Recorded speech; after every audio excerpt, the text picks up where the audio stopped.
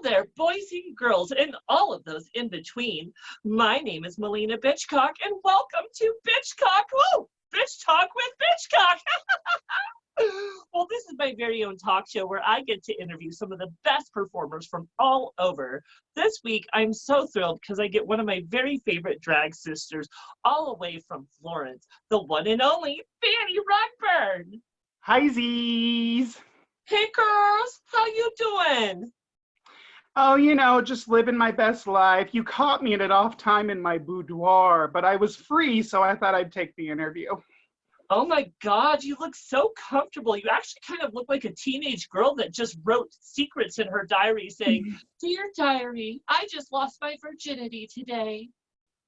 When am I, 7? Girl, did you lose your virginity at 7? Girl, let's not get dark. No, that was just a joke. Sorry, I'm an evil clown. Well, are you surviving quarantine over there? I am. You look like you might be going a little insane. Yeah, well, you know, I think a lot of us are. A lot of my sisters and I, we're going a little crazy because we are performers, and a lot of performers, not all, but a lot of performers are extroverts. I am an extrovert.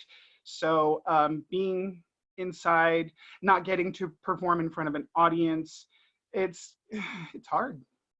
You know, I agree, girl. It's very hard. You know what I find helps with that? What's that? Alcohol. Cheers, queer. Oh, okay. Yeah, I got you, girl. Bitchcock is not sponsored by White Claw. Again, not sponsored. But girl, let's get into this interview. We have so much to talk about. You are literally one of my favorite queens just because you start a lot like I did in a small town and you still made a name for yourself. And I love that. Oh. So if you don't mind, let's start from the beginning and spill all the tea. Ooh! Let's do it. Perfect. So why don't you tell me a bit about when you started drag and what actually made you want to do it the first time? The first time I did drag, well, the first time I did this drag was in 2015. There was an audition in town for a production of Cabaret.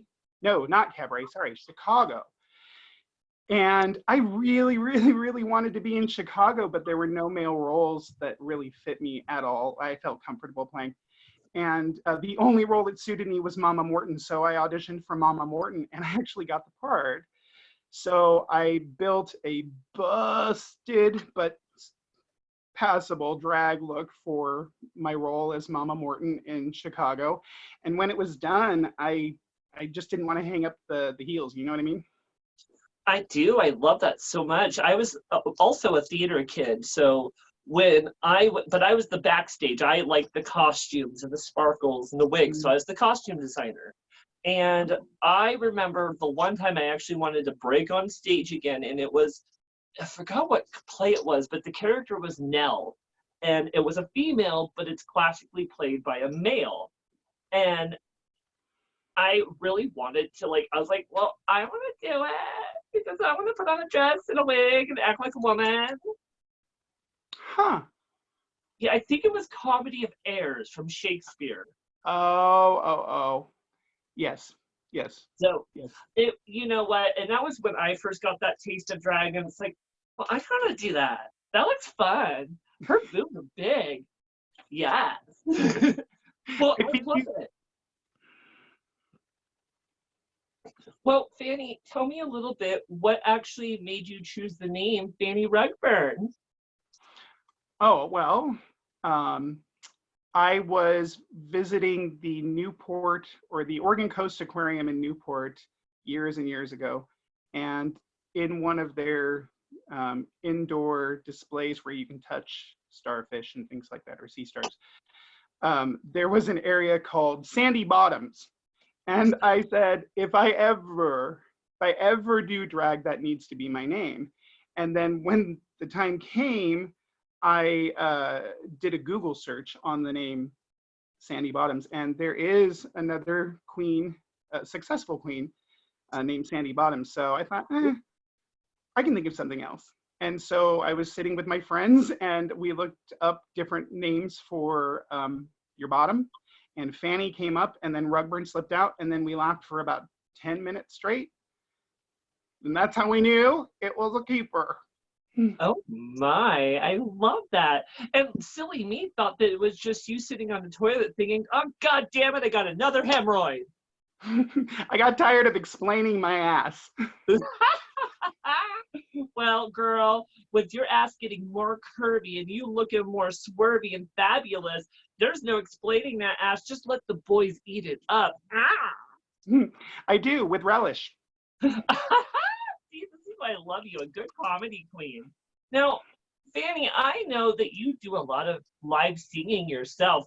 At what point did you decide that Fanny was not going to be your traditional lip syncer, but she was actually going to be a live singing drag queen? Well, singing is something that I've always done. And so I knew I could bring that to the table because, you know, I think it's important that every performer, queen or not, out there brings something to the table. And so I knew I had that. And then I knew I had my improvisational training. So I had those chops. And I thought, and I can lip sync too. So I've got all these things I can do. And then my first show, it wasn't terrible, but it wasn't great. The second show, my lip sync, I only did one. And then the second show, it was just terrible. And so I kind of backed off those, but I do them every now and then. So. Okay. Now, let's see here. Tell me a bit about the character that we know as Fanny Rugburn now. She's a whore. She's a dirty, dirty whore. Listen, I think that if you, what you should know about Fanny is that she's frilly. The stuff that you're seeing behind me, I didn't plant that. That's there. We are in my bedroom. I am on my bed. This is what my room looks like. So, it's just kind of this, you know, a longer haired extension of myself. So comedy, live singing, maybe lip syncing, definitely not dancing unless it's tap. I can do that. Okay. I was thinking that you were going to be doing twirls and swirls and doing death drops and all of these high kicks. Nah, I'm joking, girl. I know you're just a comedy queen. Yeah. Past a certain age, you're not allowed to do that anymore. Did you know that? Wait, do what? Past a certain age, you're not allowed to do that anymore. They take that card away from you. Well, you know, that's when you get the new card where you get permission to just sit at the edge of the stage and either drink an alcoholic beverage while not doing anything else or just eat a Big Mac. Well, I know what I'm doing for my next performance. Hey, girl, you know what? Give me an Andy Warhol realness. Just sit at the edge of the stage, pull out a freaking Whopper, and just start eating it in front of everyone. It'll just be called art. I'll straight up go John Waters and just like sit in my panties and a bra and eat that. Oh my gosh, yes. So you seem like a fun queen. Now, you mentioned that drag as Fanny is kind of an extension of yourself as real life. Tell me a little bit about the personality once the wig comes on, because we both know between us girls, you get a little more sassy once you come Fanny. Yeah, I fucking do. A little bit. I mean, as much as there is in me comes out. So Fanny is really just an excuse to be unfiltered. No, it's a nice byproduct though. I don't have to filter myself. And that's very liberating. If you've never tried, I know you've tried it, but for all of your viewers, if you've never tried it, it's really fucking liberating. Yes. You know, the one thing I like about drag is you can be anything. And I think when you sit down and you think about your initial character, you're like, this is what I want to look like.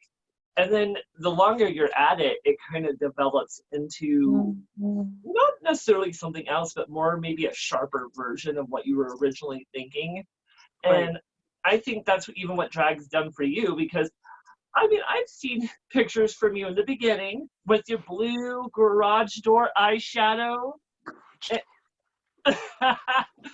garage doors when it goes all the way up to your eyebrow.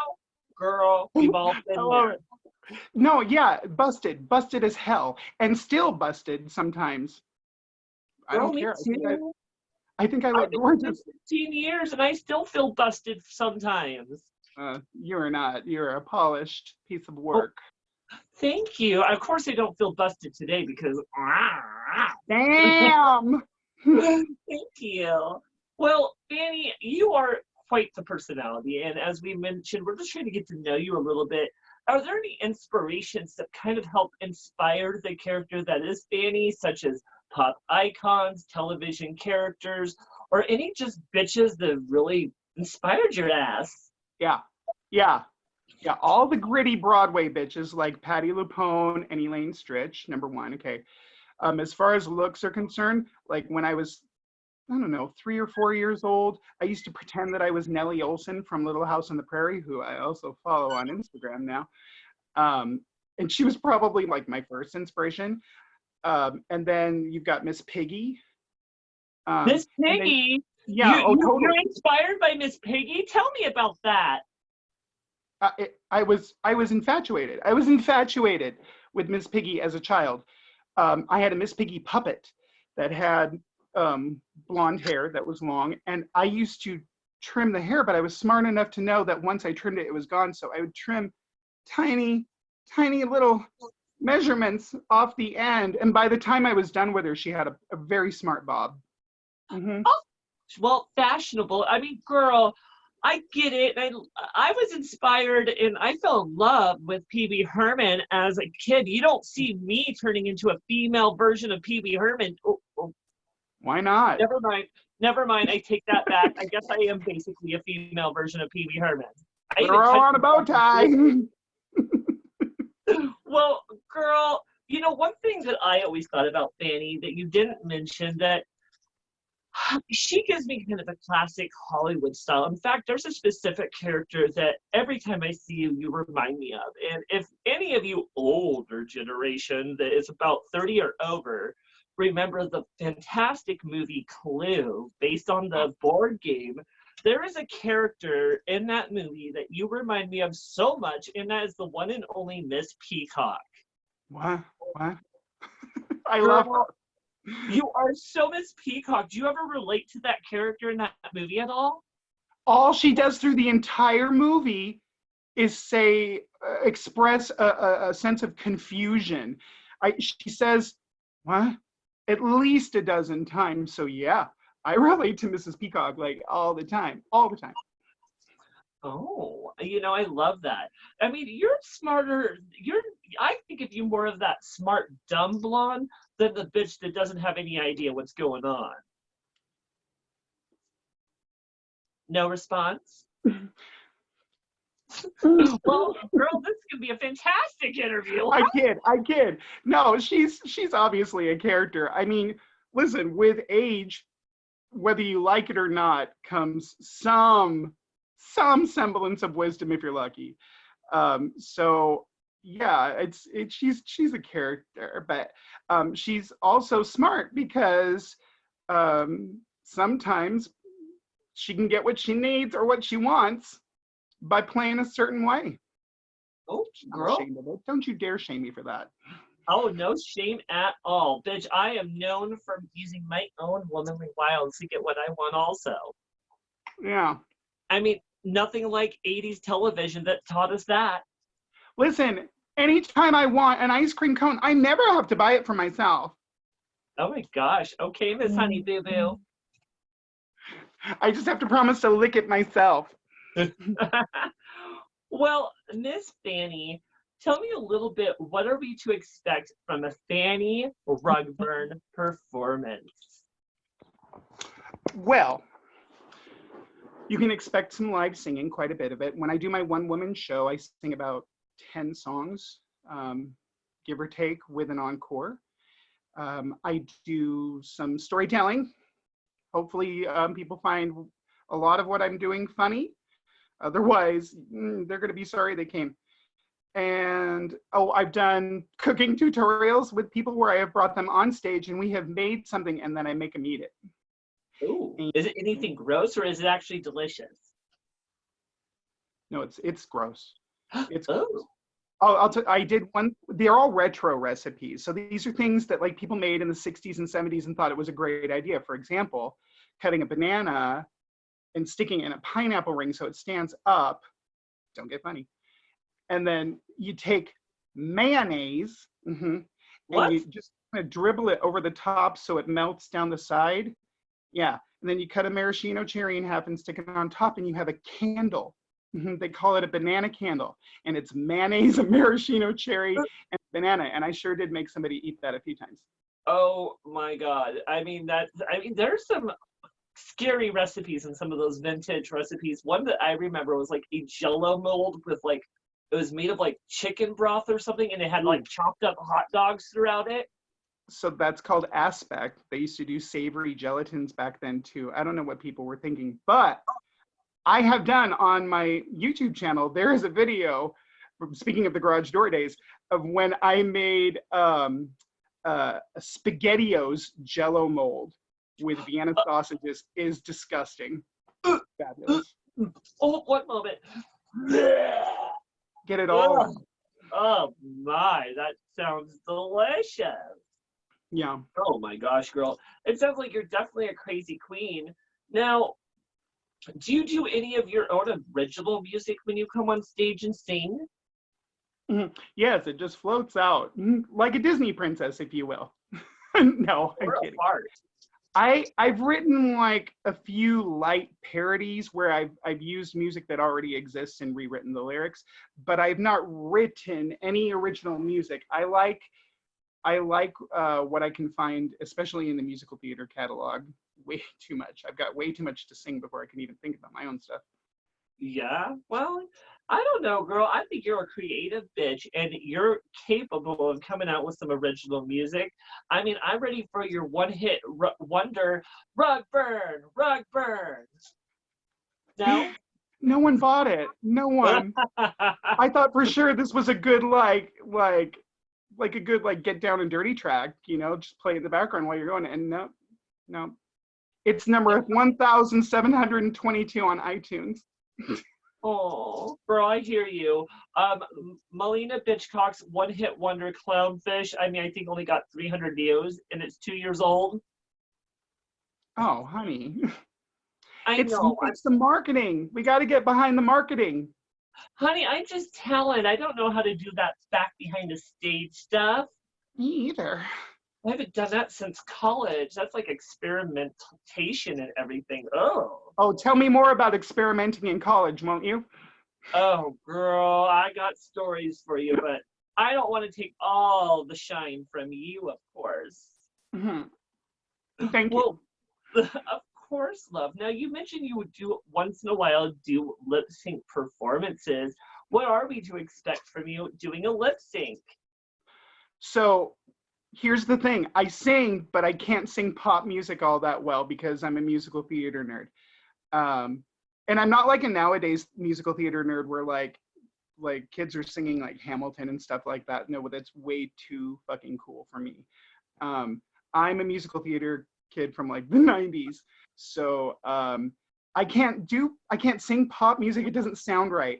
So when I lip sync, I get to get my pop diva life in. So for example, the last time I lip synced was to a Kim Petras song, and I loved it. Okay. And what are we to expect from you when you're lip syncing? Like, do you get crazy, and or do you like bring out some classic moves from like the 70s and 80s, like rah, and like the You bitch. I said the 90s. I did not say the 70s. well, I'm not trying to age you, but I am because it makes me feel so much younger and prettier. So what you can expect from me in a lip sync basically is for me to have a lot of fun because I don't have to focus so much on like going inward to get the song out or my technique or here comes that note that I need to be really careful about. I can just have a lot of fun if I remember to keep this going. So if there's a guy standing in front of me with a dollar bill sticking out of his fly, which that has happened, I can just focus on that. I mean, we have such hard jobs as drag queens, but someone's got to do it. Mm. We do. I mean, let it be known, this job ain't easy. It's hard, but it's a lot of fun. Nope, it's true. This job's not easy, but I sure am. Yes. That's what it says all over every single bathroom wall in Oh my Eugene. God. Really, I'm so happy that that's still there. It Yeah. warms my heart. People still think of me. With the little posters on Broadway where you can tear the tab off with your phone number on there, except it's your Oh my grind file. God. That's what Grindr used to be like in the 90s and the early thousands, but none of you children remember that. That and cruising rest stop bathrooms. Oh. Fanny's like, I don't do that. You're a nasty bitch. I would never tell anyone I did that. Tell them that you did that. Well, girl, I think you are a total hoot. Do you ever bring comedy to the stage? I hope so. I like to think so. I think that, yes, I like to think that I choose a lot of material that's funny. Not always. I love a good jazzy number. I studied acting as a kid. I'm a theater nerd, so I like an acting challenge. But I also love the funny stuff. So I make sure to pick an assortment of things that I think are funny, and I hope that the audience will find funny too. Sometimes they do. Yes, queen. I love a good funny queen. Now, She's are you hilarious. what, girl? Sorry. I said she's hilarious. She is absolutely drop dead, fall to the ground, can't breathe, pass out from exhaustion, hilarious. We're not talking about my face right now. That's the mark of a true comedian. Well, thank you. I try. I'll be here on the weekends. Actually, no, that's my day off. Fuck off. Well, girl, would you consider yourself a funny queen in general? Like, what are you like on the microphone? Well, okay, so I did a show once where I thought I needed to be blue, really blue, because I thought when I was first starting to do my own shows as Fanny, I was trying to figure out like what I needed to remember as a drag queen. And one of the things that came to mind was I need to remember to be raunchy because everybody loves a good raunchy drag queen. But the thing is that, I mean, it's pretty bad up here. Like I've got, yeah, it's a filthy mess inside, but I rarely let that out. So I did this show called Voices in My Head. And in this show, I told filthy, depraved stories of my own personal history and put funny twists on them, you see. And then I would sing songs. And it got reviewed and put in the paper, and they didn't like the blue color and tone of it. I was really crude. So I learned my lesson. Well, girl, I mean, I'm definitely known for being that over the top, crazy, unpredictable, crude queen on the microphone. Sure. And I mean, I've told raunchy fucking stories. In fact, I've been told, like, girl, don't ever tell that story again. I'm like, fine. How about I'll tell my puppet master story? They're like, oh, what's that story like? You know, that time when I fisted someone? They're like, no. I'm like, come on, it'll be fun. That's what I told him at least. See, listen, I love it. I don't want anyone to think I'm a prude. I am not. I'm too old to be a prude. I'm just too old to be a prude. I'm not. It doesn't sound natural coming out of my mouth. Watch. Fuck walk. See? Awkward. Well, I love it. Fanny, now, you are known for performing mostly in a small town out there on the coast, out there in Florence. Yes. Now, how did that small town out there in Florence, Oregon handle you bringing drag to a culture that wasn't used to it? They loaded me up in the back of a pickup and took me to the city dump. No, I'm kidding. They got the firewood ready. They were gonna burn you alive, bitch. Burn the witch. So I live in a small coastal town called Florence, And Florence, Oregon has a very high retirement demographic. So a lot of people come to Florence to retire. It's beautiful. We sit on a river and the ocean. It's gorgeous. It's quaint. I love it here. I've been here a long time. But with small towns can sometimes sometimes small town mentalities and that kind of thing can come along with it. Okay, we'll just leave it at that.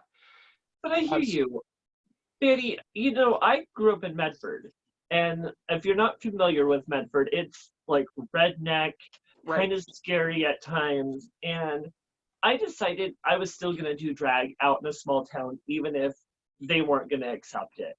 And I feel like doing drag in areas like that is important because you're going to get an opportunity to change minds of people who maybe thought drag was one thing and thought maybe it's something nasty or something that was completely something they weren't going to like.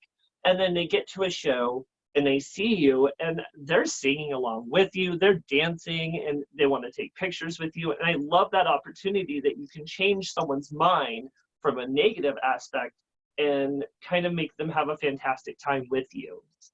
I mean, all kidding aside, like no jokes, I didn't know what to expect. I went about what I knew to do, and that was to produce a show, rehearse a show, and promote a show.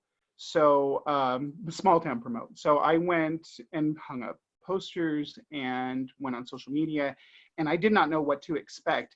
And the show sold out, and the crowd was phenomenal. I mean, like phenomenal. Don't get too excited. It wasn't a huge venue, but it was still really cool that it was packed.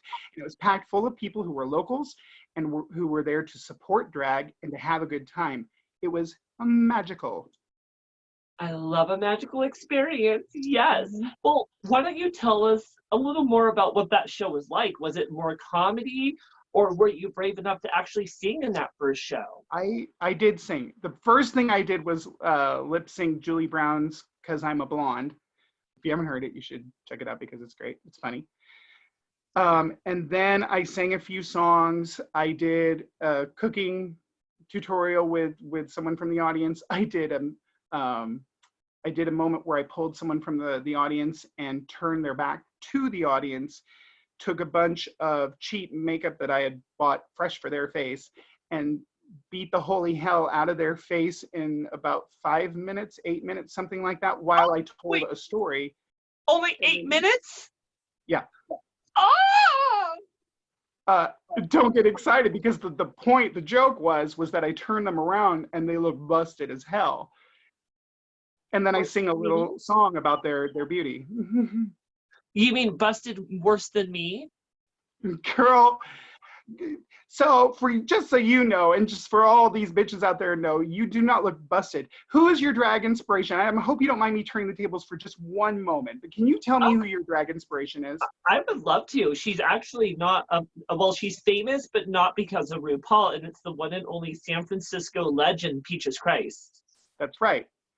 And so especially having like knowing who your inspiration is, that says so much, and it says so much about your aesthetic too. So all these bitches out here needs to know that you are not busted, okay, girl? You are polished as hell. Aw, thank you, baby. I appreciate that. You know, especially days because we're all humans underneath this garb. And we all have our moments of insecurity. And even me, people who think, oh, you're Maliena Bitchcock, you can never feel insecure. Once in a while, I don't always feel the prettiest, or I don't feel the most like I've accomplished a lot. So I do appreciate hearing that from time to time. Do you know, as performers, we as performers, like almost all performers, anyone who says the contrary, I want to talk to them. All of us are insecure on some level, and that's kind of why we do this. It's really screwy that we choose to perform when we're insecure, but the reason why we do that is because we get validation from performance. It's true. I don't rugburn. You know, I haven't felt that more loved and appreciated when I'm on stage in drag since when I took my first grinder hookup and got pounded by a big hot daddy. No, loved and appreciated, honey, not raw and swollen. Oh, my bad. But to me, that's the same thing. Well, I love it, girl. Now, I know you, like me, as we were mentioning, all have our demons. And we all have to carry those demons along with us. But you are a little different because I heard that you decided to make one of your demons actually your best friend. So why don't you tell me about your relationship with Anaconda? Who? I don't know her. I'm She's kidding. hot. Hey. Just Mariah Carey, that bitch. Anaconda is a stray that I picked up at the pound. No, I'm kidding. She is my best friend. She's my drag sister. And I have known her for like, well, for a lot of years. Let's just put it that way. And she is the pepper to my salt. She is the arsenic to my sugar. Ooh. Yeah, we do, and we do shows together. In fact, we just did a taste of Fanana, which is a combination of Fanny and Anna. Do you get it? A taste of Fanana last February, and we did 3 performances, and 2 out of the 3 sold out. The third one was 75%. It was good. We had a good turnout. We work well together. I love that.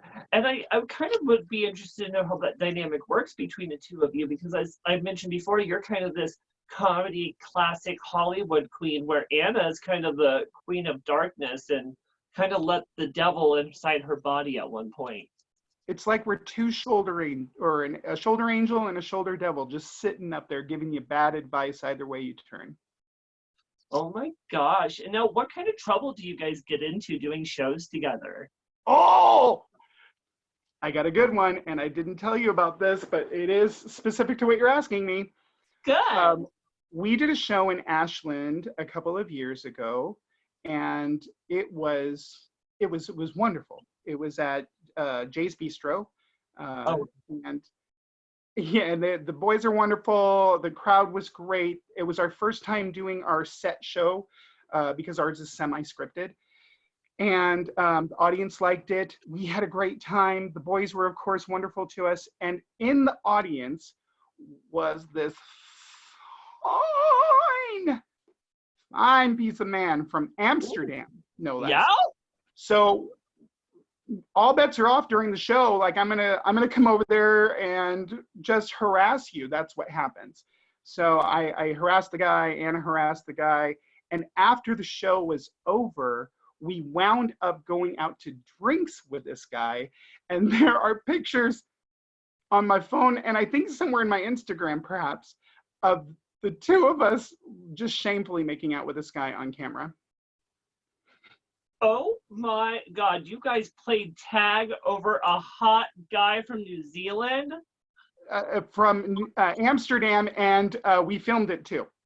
From Amsterdam, so oh God, he must have been used to that kind of behavior. Goodness. He liked it. So did I.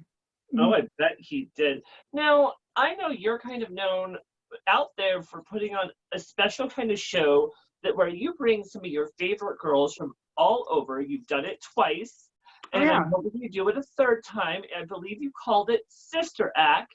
Tell me a little bit about those shows and how Florence actually took that, getting queens from all over Oregon. Well, and that was kind of the point of the show, was so that I can bring other okay, so when I first started doing drag shows, I first started doing drag, and being out here, you know, at the time kind of on my own, I had to figure it out for myself. So I thought, okay, so these people have seen Fanny Rugburn.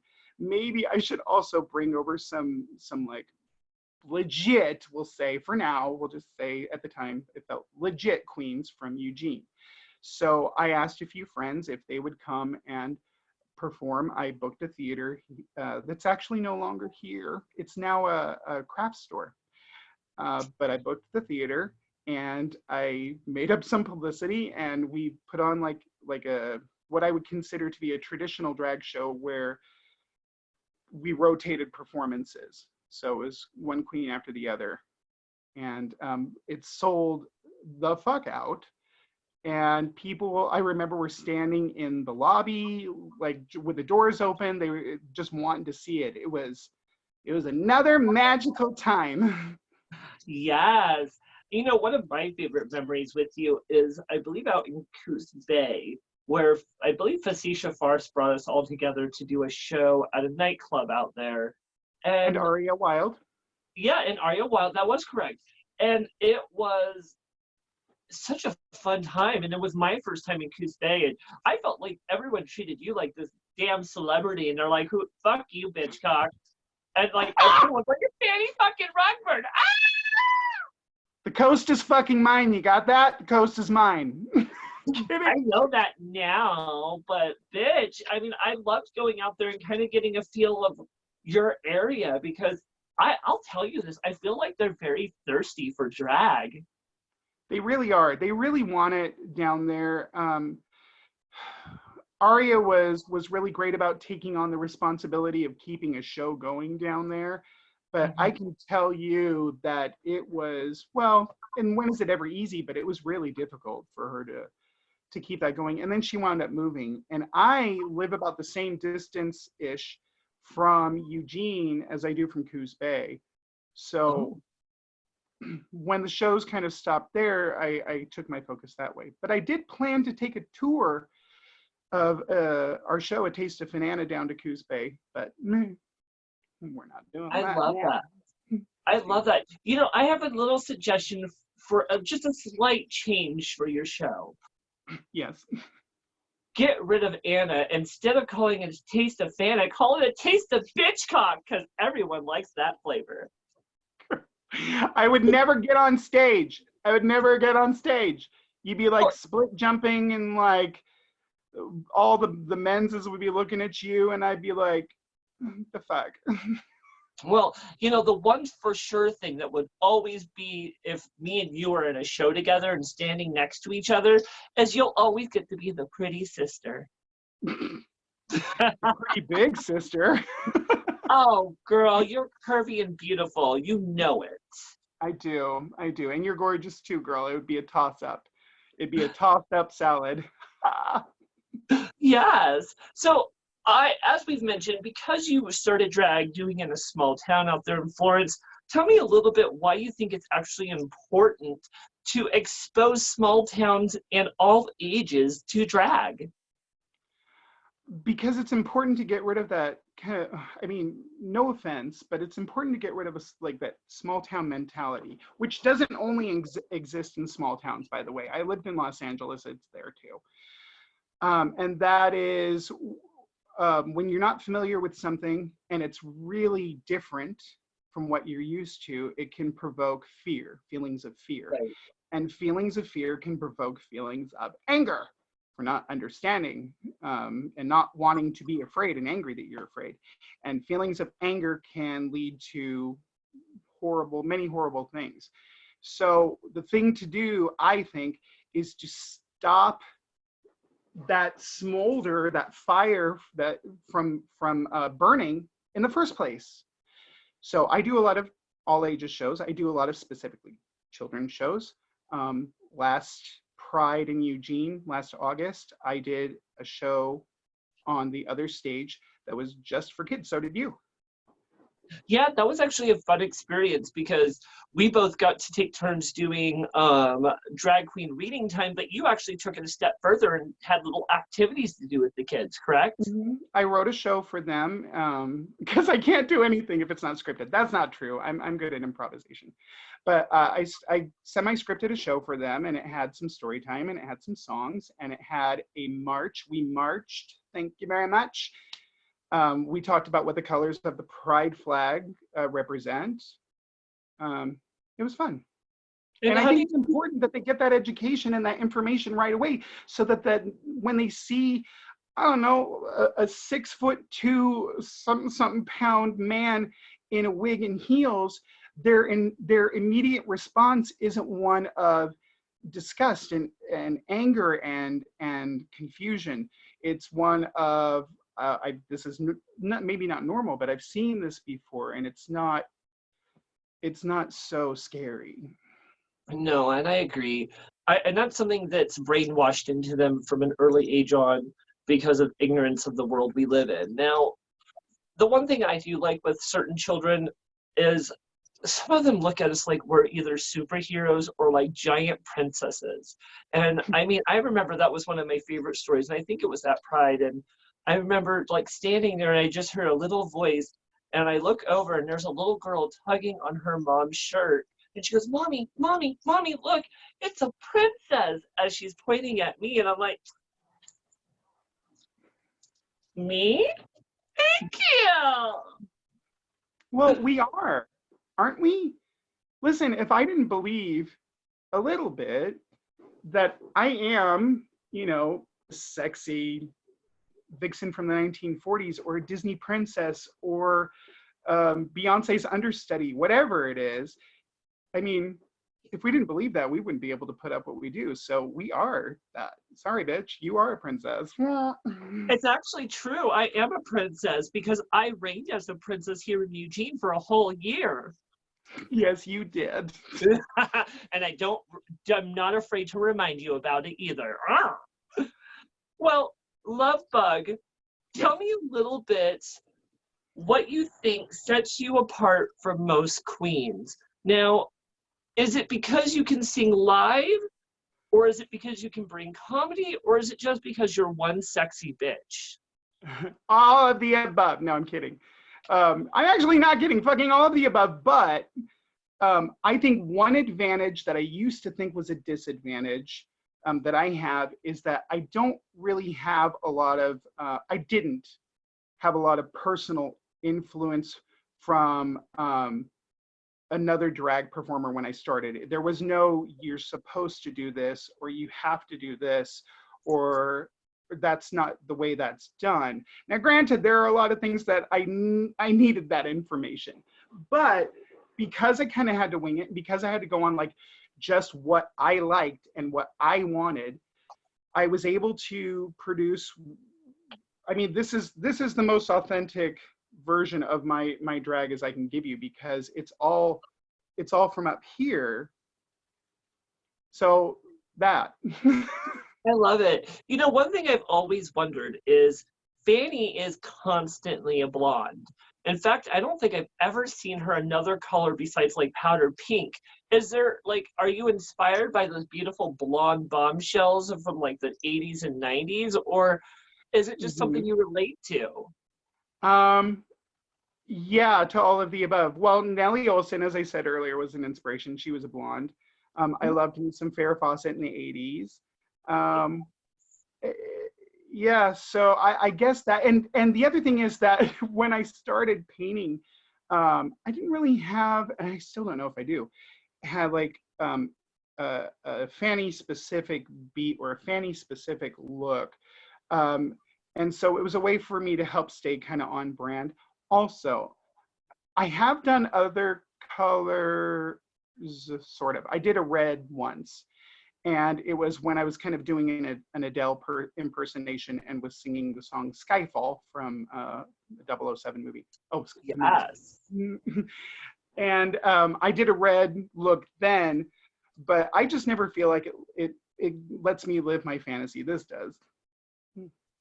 I love that. And I think that seeing you in your blonde hair is always very signature Fanny rugburn to me. And I think that's something I've come to expect. And I love that, bitch.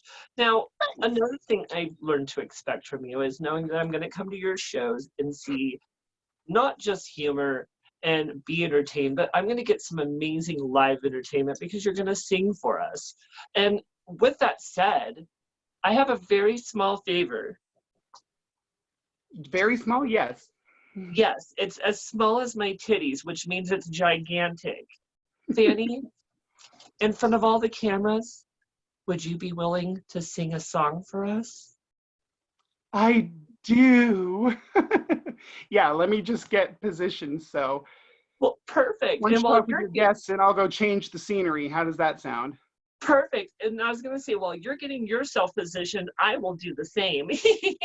Well, Okay. boys and girls, and all of those in between, if you're enjoying Bitch Talk with Bitchcock with this episode with Fanny Rugburn, and you want to show a little appreciation, please look within the description where you can see the PayPal, Venmo, or Cash App information for both me and Fanny. And if you'd like to tip us a little something, it'd be highly appreciated. I'm very much excited for our next episode that will be coming up, that I'm going to get to interview one of my very favorite little drag babies, and that I like to be a little drag Nancy too. She's one of my favorite girls all the way from Southern Oregon, the one and only Renegade. Now, boys and girls, I hope you were appreciating these episodes of Bitch Talk with Bitchcock. I will put a lot of hard work into these to make sure that I have a platform to feature all of my favorite performers from all over. And being able to have your support really does mean a lot to me. So from all of us here at Bitch Talk Bitch Talk with Bitchcock, just being me and my multiple personalities, I just want to say thank you for your support, because without you, I wouldn't be able to continue this and be able to just have this platform to feature so many amazing people. Now, I hope you're ready, because we are getting such a special treat here. I know that I've seen Fanny perform so many times, and she brings it to you almost every single fucking time. And I know this bitch is getting ready to give you one hell of a performance. So, if you are ready for it and you're ready to get a little bit of taste of the rug burn, I want to give you a big welcome to the one and only. She's gorgeous. She's talented. Fanny Rugburn. Ow! I thought I'd sing you a little something like you asked. Okay.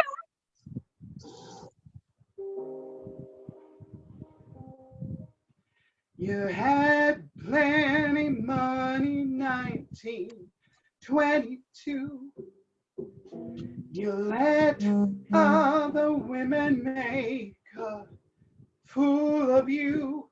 Why don't you do right like some other men do?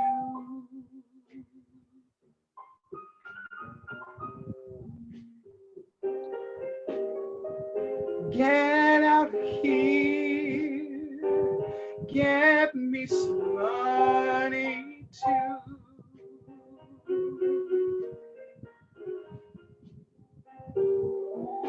You're sitting down wondering what it's all about. If you ain't got no money, they will put you out. Why don't you do right like some other men do?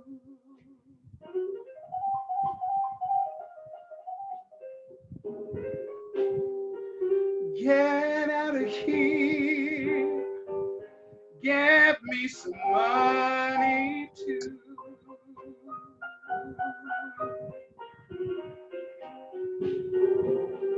Now if you had prepared 20 years ago, you wouldn't be wandering now from door to door. Why don't you do right like some other men do?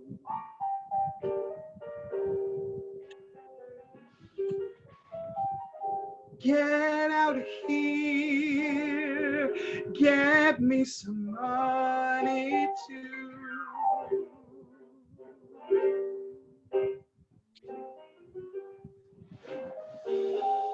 Do right like some other men do. Why don't you do right like some other men do?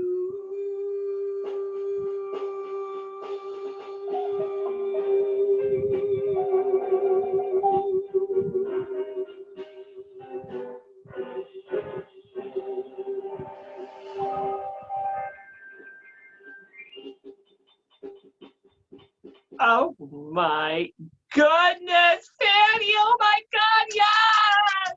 Yes! Oh my gosh, Thank Fanny! you.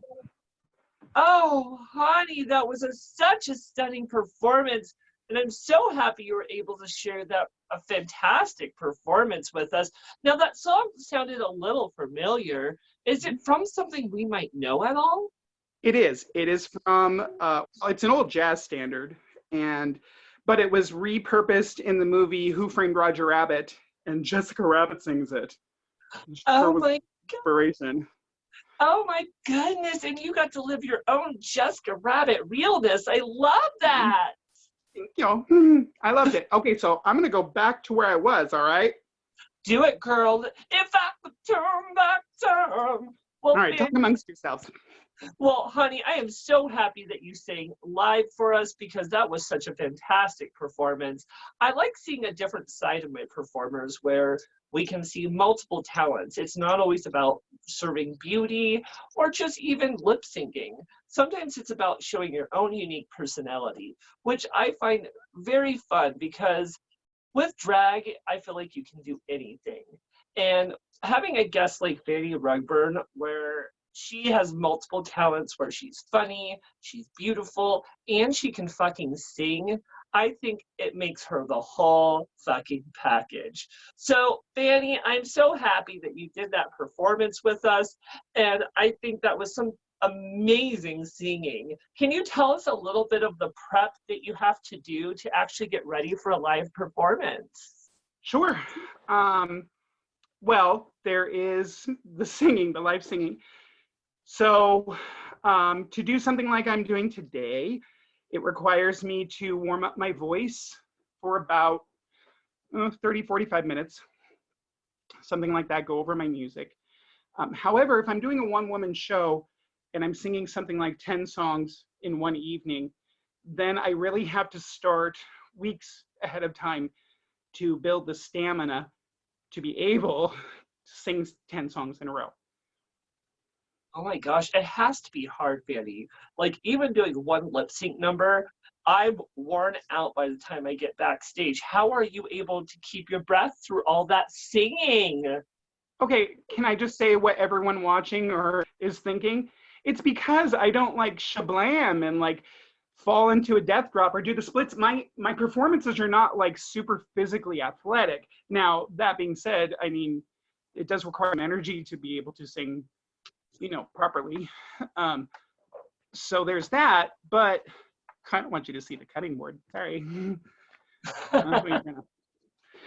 There is that, but I'm not dancing, and I think that takes a lot of physical energy. So that's why you're tired. Well, I wonder how you I do. definitely like to move around stage, but I'm just like you, girl. I'm an older queen. I can't do those shablams and shit like that. I mean, I'm lucky if I can do a high kick, and then I'm paying for it for at least a week after that fucking high kick. So, girl, I love you so much. Now, I know you have a theater and musical background. How has that helped you being a live singing drag queen? Oh, it's helped me in every way, because I have training in musical theater and have kind of journeyed down that road. It's helped me with all of my performances. I'm so sorry, I'm struggling with that. It's helped me with all of my performances. I sing a lot of musical theater, number one. I sing a lot of musical theater and jazz. So my roots are in theater. So like a lot of my song catalog is in theater. So theater, my experience in theater basically picks Fanny's repertoire. It decides what she's going to do for the most part. Well, being a theater kid, I learned a lot of things like blocking and stuff. And Mm. blocking, if you don't know, as non-theater folk, those muggles, if you will, it's basically choreographing your movements through the stage, but it's not like fancy dance moves. It's more, I'm going to move to this side of the stage and do a flourish. And then I'm going to do back here, maybe do a little bit of a twirl. And it's kind of that thing. Do you ever bring blocking to your drag performances? Yes. especially if it's a Fanny and Anna drag show where we perform together on stage. So we'll have choreography where we'll have movements that we'll do for the music, but even when we're doing our scripted moments, we'll have blocking like cross over to downstage left and play to that section of the audience, and then I will move to downstage right. I will cross downstage right and do the same. So that's our blocking: is go walk over there and stop walking when you get to here. Oh my goodness. Well, you said something that really makes me want to ask an extra special question. You mentioned you do duets with Anna. What are we expecting from some of those duets? Is it like a performance? Anything you can do, I can do better. That song has come up. We haven't done that one yet. Our signature song that we do every time is a lip sync, and it's one of the lip syncs that I feel really good about. And that is to the song Sisters from White Christmas. And we've got staging and choreography that we do for that. Yeah, I'm sorry. Just trying, girl. The blonde started sucking out the brain juice and I forgot where I was. Well, have a sip on your alcohol. That will help you tremendously. That'll help. I've heard that helps too. So, one thing that I know, that you do have that fantastic theater background, which I'm sure is one thing that helped inspire you to want to do a one-woman show.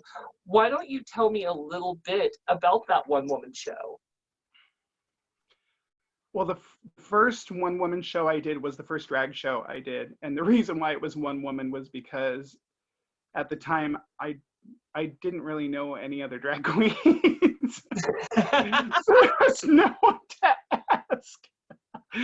And I was doing it in Florence and I thought, well, this will be a great way to introduce my character. And it seemed logical. It wasn't like any other, it wasn't like there was any other show format that was going to happen at that time. It was always going to be that. So it was just meant to be like an introduction, and then to see if I could kick off doing these shows like regularly. It's the only time she's regular. Oh, I love it. Speaking of regular, why don't you tell me a little bit of the evolution that's happened with your shows and with Fanny the character throughout the years that you've been performing? Because I think you've, at least as far as I've known you, you've been at least around doing Fanny for at least 5 years, correct? That's right. So my very first live show was August of 2016. But Fanny was around before that because I'd performed in Chicago and I had done some YouTube videos, which are still up on my channel, and they're rough. And I will leave them there so that you can point and laugh. Well, speaking of YouTube videos, one that I specifically remember is tasting. Like, you and Anna used to do tasting videos. And I remember being very entertained by that because you guys would get like a random flavor bag of chips, and like watching your face as you taste some of those things, girl, that was hilarious.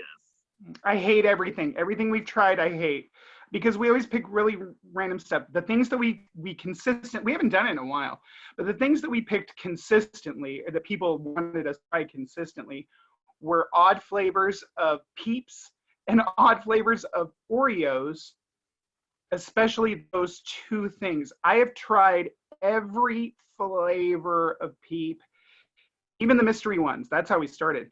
And every flavor of Oreo. I'm done. Well, I have a true challenge for you. And I say we do it together because if I'm going to suggest it, I should be part of it.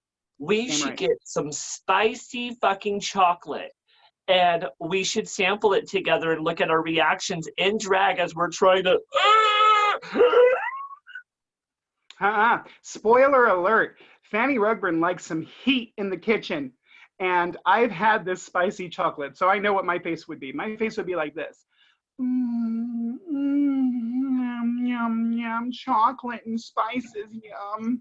She can't be bothered, that's all. I love chili chocolate. It's delicious. Listen, I'm a large and in charge bitch. I have tried the chocolates. Well, another All chocolate. thing that I remember you doing that really is near and dear to my heart that I really enjoyed is you used to also do a cooking show. And one of my favorite episodes is you did it with Anna and Slutasia all the Oh way yeah. to the team. We made this is so gross. They were pumpkin pie filled hot dogs. So you took like a What? frankfurter or yeah, you took a hot dog like a wiener and you cored it, you hollowed it out with a straw, and then you filled it with pumpkin pie filling. I think that's what it was. Yeah, pumpkin pie filling. And then you put that in a bun, and instead of ketchup and mustard on the top, you put whipped cream and then pumpkin spice seasoning on top. We sure did do that. Ew. Ugh, hold on. I need something just to get the image of that out of my mouth. Mm. We also ate bugs. Huh, what was that, Fanny? We also ate bugs, crickets. You eat bugs, like crickets? Mm-hmm. Oh my goodness. Were they tasty? No. Okay, well, Slutasia and Anna, of course, loved them. And then my fast was like, I don't like it. I like chocolate covered crickets. They taste kind of nutty and they're a little crunchy. I actually didn't mind them. Yeah, well, you will see how you think, what you think about like nacho flavor or salt and vinegar flavor. Ew, no, I'm good.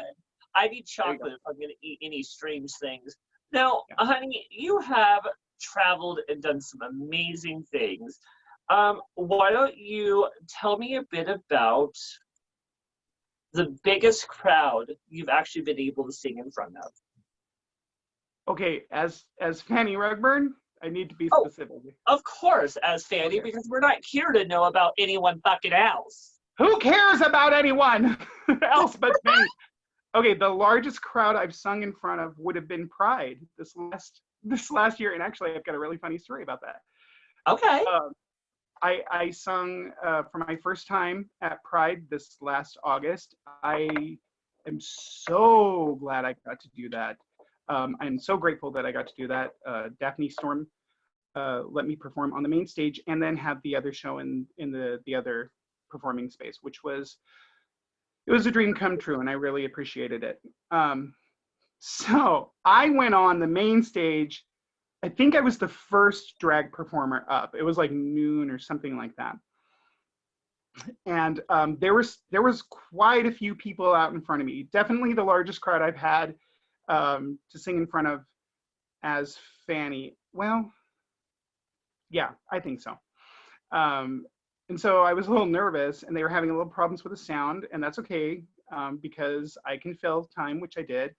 And then I sang this really great song from a musical, and the song is called Everybody's Girl, which is basically a song about how this girl likes men. And I sang my song, I lived my life, and then I went and did my other little show. And then I came back to the main stage to see celebrity Pandora Box perform. And Pandora Box came out on the stage and did a lip sync to the song Everybody's Girl, which is a song about a girl who likes men. Oh, she did the same song as you. What the fuck are the odds? It's a random song choice, like so random. Musical theater people, like half the time they don't know it. And just the fact that we both picked the same random musical theater song says a lot. Oh my goodness. Now, I love that you came down to Eugene Pride to support us. In fact, I know that you were quite known to come down to Eugene and perform down here quite regularly. Why don't you tell me about your first time performing in Eugene?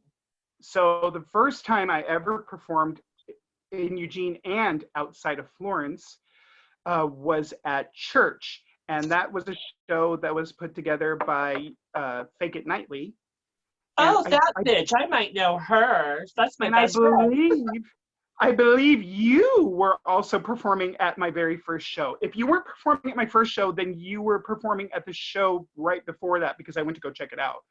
It was the show right before, and you and Matt came as boys. I remember specifically because I remember seeing you walking up, and Matt was actually wearing an X-Men shirt. And I'm like, who the fuck is this gorgeous man in an X-Men shirt? And then you started talking to us. I'm like, oh, hi. And who's that big giant bitch standing next to him? Well, bitch, I don't think anything like that. I'd see, once I actually got to know you, I kind of fell in love with your personality. You were very personable and very kind. And first and foremost, you thought I was beautiful. So you were I did. already a winner in my book.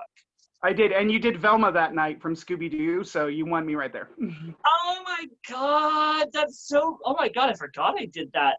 I haven't done my Velma routine in forever. Yep, I ate that shit up. Well, So anyway, Faye put together that show, Church, and she invited me and Anna to both come perform. And it turned out that Anna was not able to make it to that performance. So I actually went out on my own and performed for the first time out anywhere outside of Florence, but specifically at, it was called Shoryuken League, and the show was Church, and the hostess with the most tests was Fake It Nightly. I love church. I wish we were still doing those church shows because it was kind of a fun, obscure Sunday night show. It was done within like a video game nightclub. So if you walk in, there's people playing video games left and right. And then kind of out of the blue, a drag show pops up. And it's a lot of fun because Faye, for one, if you don't know Fake It Nightly, she is a fucking sassy bitch, and she is a hoot on the microphone. She keeps it interesting every moment. And we had a great cast of rotating performers. And, you know, getting you to come out there and perform and actually sing live, I know that was a great moment for them. Well, it was a really great moment for me too. Like you will never understand. Well, you do like to travel. What do you like most about being able to travel and perform in other communities and meeting other queens? Creating aliases so that I can leave my old identity behind me. I'm sorry, what? Performing, got it. I don't know, I'm a theater kid, so we like being on the road. You know, when I was younger, I went on the road with my church singing group. That's right. I was in a church youth group, show choir, called the Bethel Layers. And we toured. We sure did. Show me your jazz fingers. I mean them. Well, I love that. And I mean, did you ever, like, Fanny, did you come out at an early age, or were you a late bloomer? Remember when I told you I'm kind of delusional about how I look sometimes because I always think I look amazing and fantastic. I was also delusional about other things, like how well I was hiding my sexuality from people, which was like not at all. Girl, let's just say this. I did a pre-interview with you last night, and let's just say that bitch as a boy is more bougie than she is as a girl. She had full jewelry and rings. This bitch was blinged out, and I loved it. She was living her life. I used to put ring curls in my hair if I was going out to see like opening night of a show that my friends were in, because that's what you do when you're straight and butch. Yeah, I didn't come out till 21. 21! I thought I was fooling everybody. Oh my gosh. And like, and how far after that did you tiptoe in drag? That was like years later, like almost 15 years later, right? Well, I did the Tori Spelling drag like right away, which I don't know if your viewers did talk about that. I did drag in the 90s once, and then I didn't do it again till 2015. Okay, well, we'll probably talk about that a little later in the interview. Now, tell me a little bit how Fanny Rugburn has actually evolved through the years. I like to think that I've gotten a little better at my makeup. I'm not delusional completely, so I know it's probably just a little bit. Okay. I also don't think that I have to.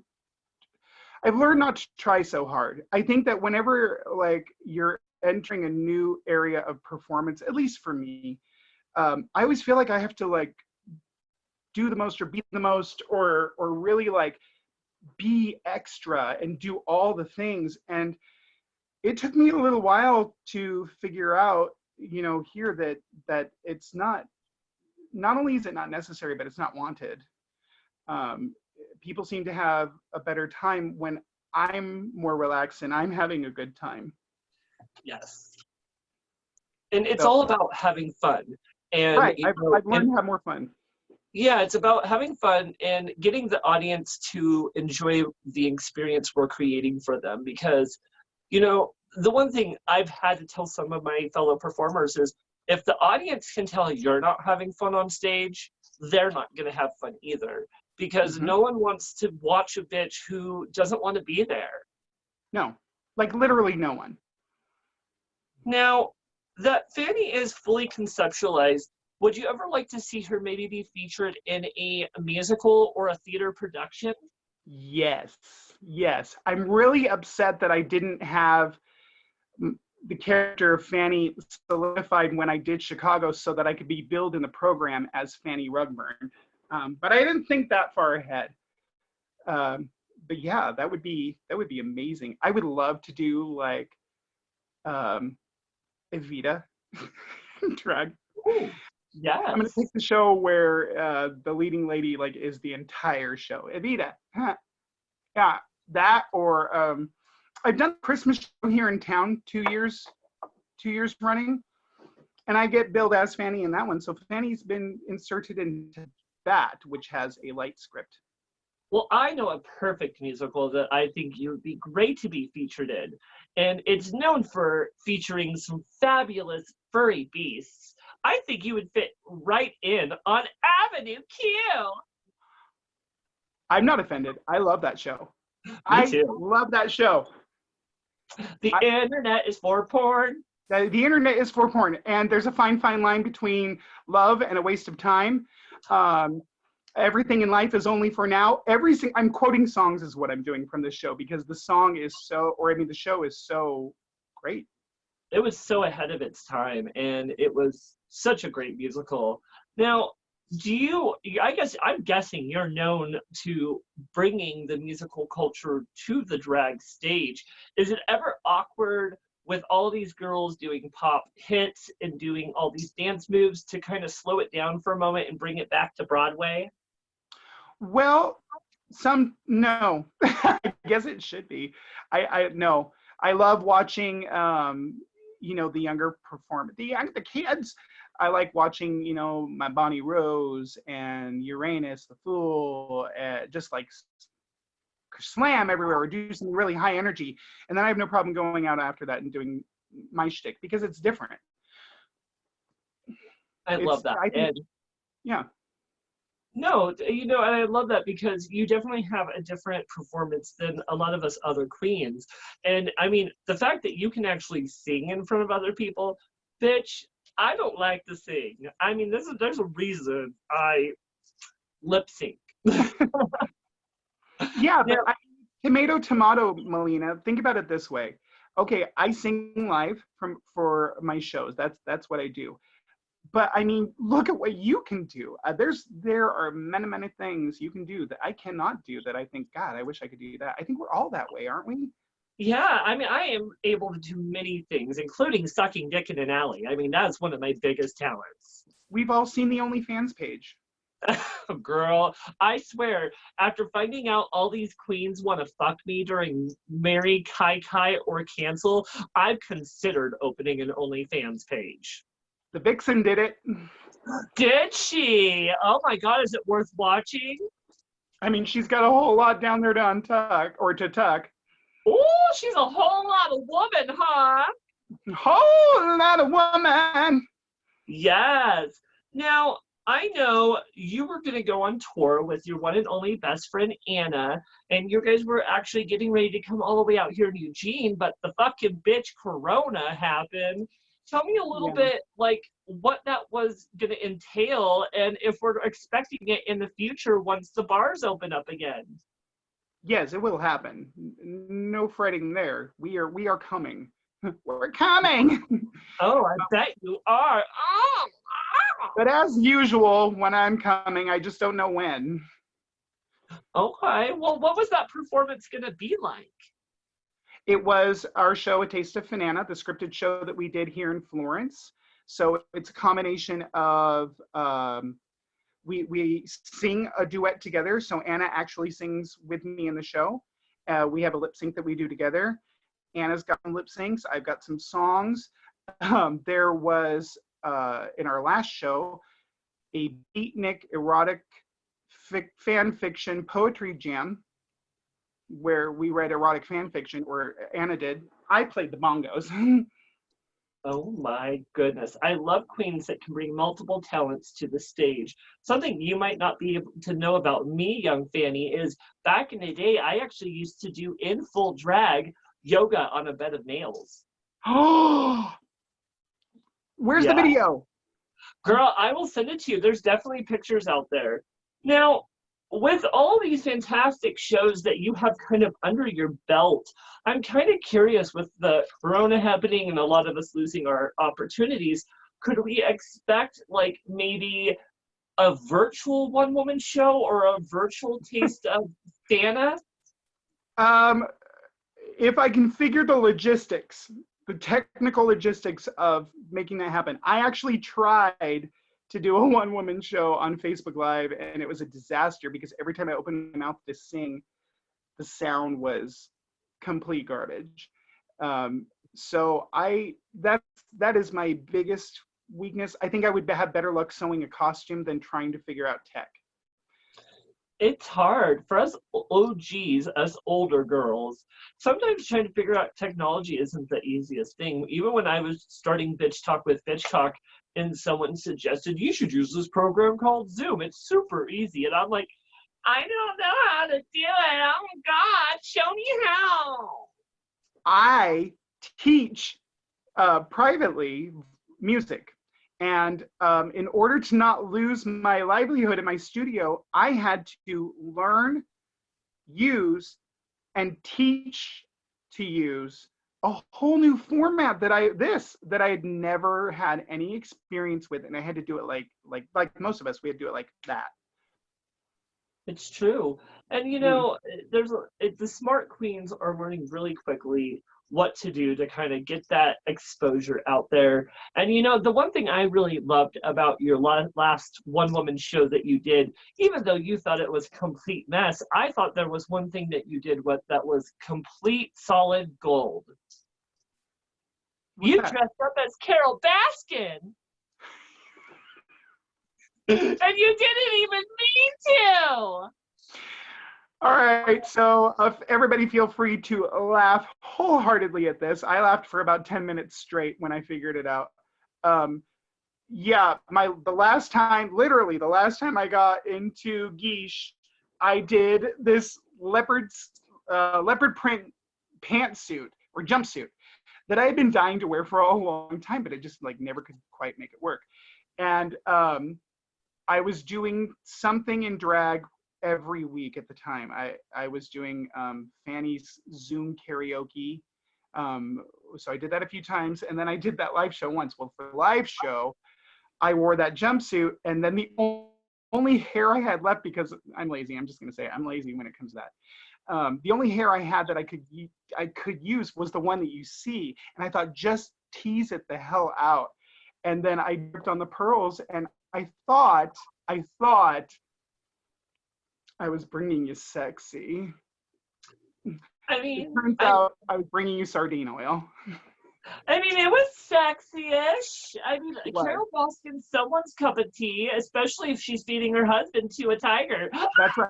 She's still sexy. So I took it. And then I looked at the side by side of the two of us, and I was like, no, that's good. I look good.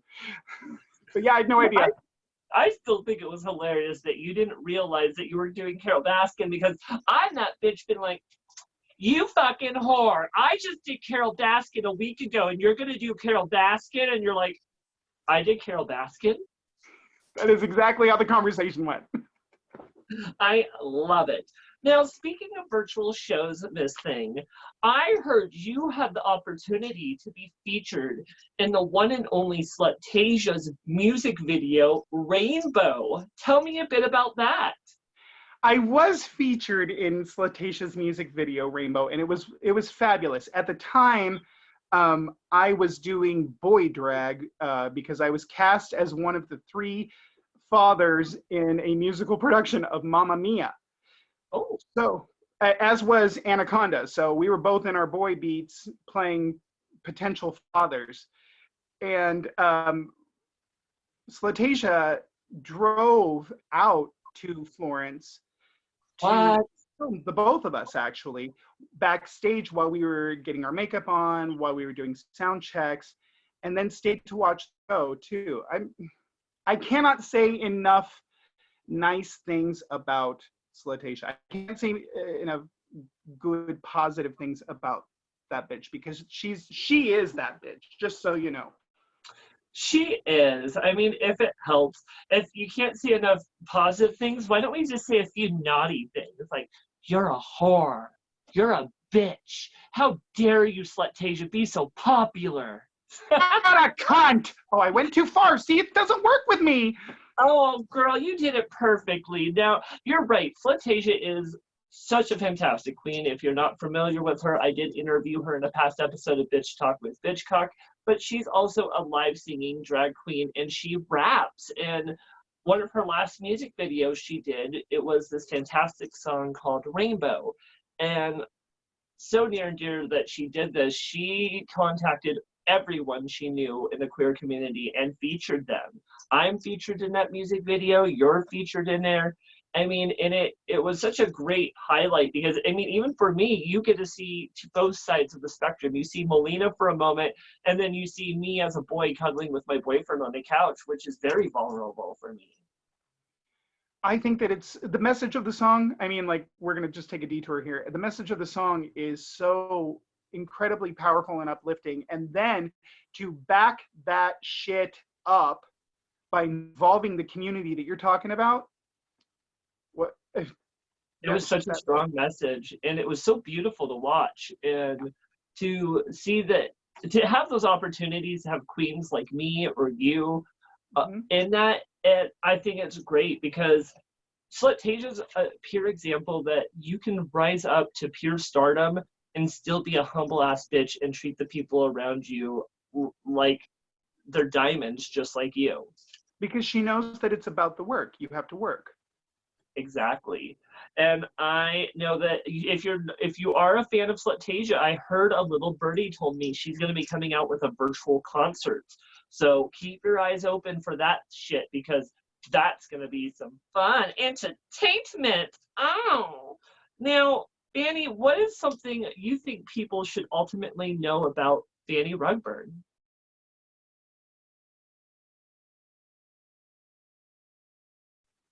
Maybe featured. What was it? I said you're going to want to pay attention to the trash talk. Listen, Maliena. Pay attention to the song Trash Talk at Slutasia's live concert because I may be featured in it. Oh, well, you better pay attention to that too. I can't say anything because I've been told that I'm not allowed to talk about her concert besides it's happening. Well, then you need to cut that out of the interview. I'm so sorry. I'm so sorry. We're old. We don't know how to do technology, but it's fine. I love it. Tell me something that fans should ultimately know about Fanny. Well,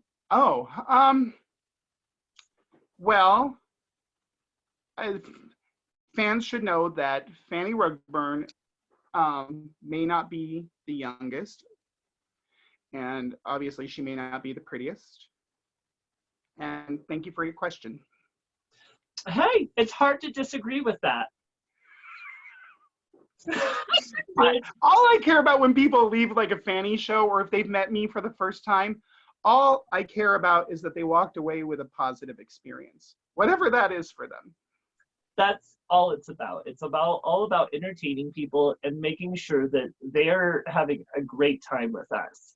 Now, tell me, how has drag actually affected your life? Has it helped your confidence at all in everyday life when you get out of the garb? Well, I was able to reinvent myself, wasn't I? Because I've been doing musical theater as Jason for years. And as much as I love that, I think that all artists yearn for something new. And that is exactly what Fanny brings to the table for me personally is that I'm able to reinvent myself and try a whole new avenue of performing and put my own flavor to it and see what kind of like drag soup I can come up with. Tasty. I love that. I I'm love that so much. Thank you.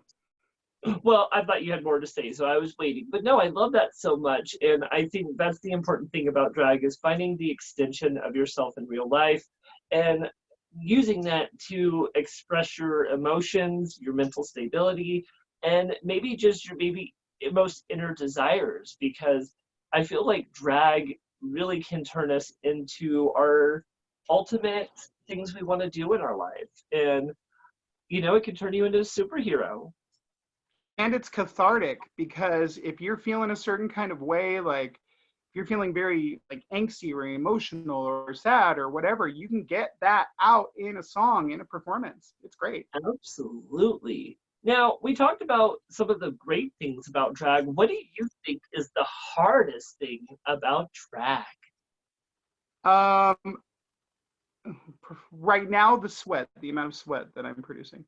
Um, Kidding aside, the hardest thing for me is definitely just putting this together. Once it's on, once I'm in front of an audience, once I'm in front of a mic or whatever, I'm fine. I'm better than fine. I'm good.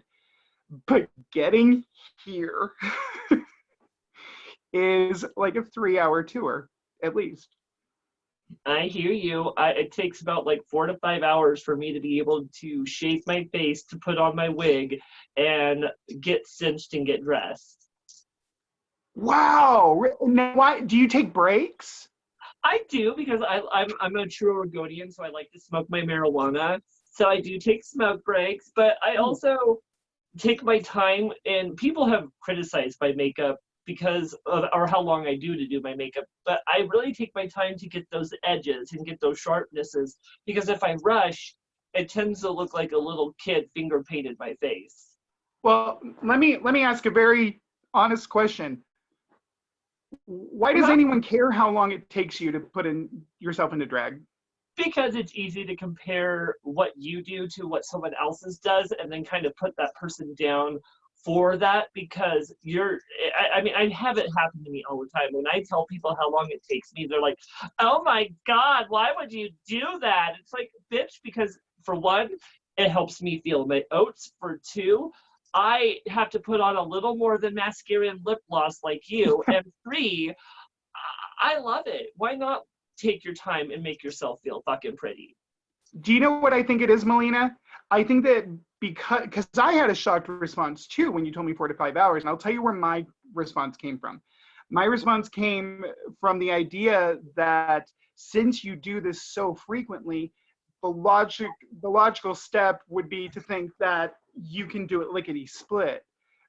It's I refreshing can. to hear I that mean, you. I could try to whip it out within 3 hours sometimes, and you know, with some things that are probably going to happen within my near future, I'm going to probably have to learn how to do it within like 45 minutes to an hour. Now, there's tricks that I've learned, so I can whip certain looks out within that time. But you know, again, Maliena is a very conceptualized character, and she has to look a certain way. Right. So sometimes, especially because I have to fucking glue down my eyebrows, you know, you have to take your time and glue that down. But I will say, like, if I get under a time limit and I only give them a certain amount of time, watch how quickly I'll shave my fucking eyebrows off.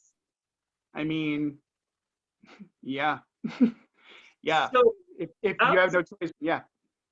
so one thing that I know everyone's dying to know is, what are we to expect from Fanny Rugburn next after the quarantine opens back up?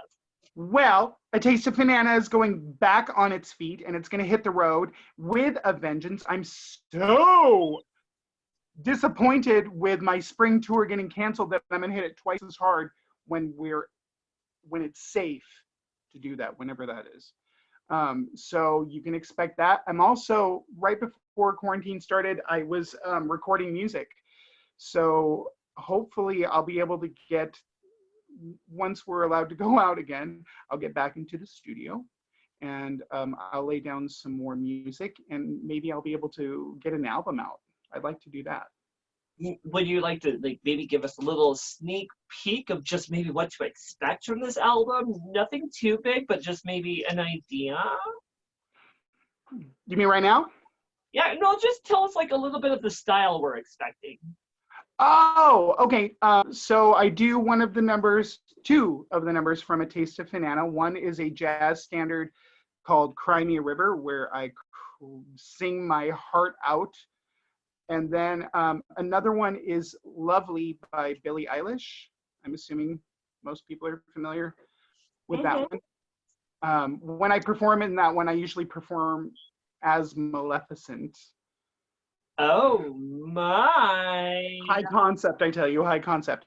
So you can expect those, some musical theater, for sure, some comedy stuff, some classic Fanny, things like I Put a Spell on You or Take the Latte Boy.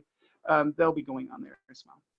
Okay, I love that. Now, Fanny, as we mentioned, you're also known for being kind of a funny queen. Would you ever go on platforms such as like Camp Wanakiki to kind of take that next level? First of all, Camp Wanakiki is like the only one that I maybe could do out of the trifecta of Drag Race, Dragula, and Camp Wanakiki. I don't, the answer right now would be sure, maybe if it came along. It's just not, it's not anything I've really considered. I've only competed in drag one time, and the reason that I didn't win, and the reason that I haven't continued to compete in pageants or whatnot isn't because I didn't win. It's just like I said, I'm a musical theater kid, so I'm more like the mentality is my dad's got a barn, let's put on a show, that kind of thing. Yes, and I love that. And sure, bitch, sure you're not bitter. Sure you didn't just burn down the whole bar because you didn't win that pageant. I didn't. Listen, woo, she was a mess that day. Her blood sugar was all over the place, but I turned out 3 looks and I performed a song and I was happy with it. I was really, really, really wanting to get to perform at Pride that year.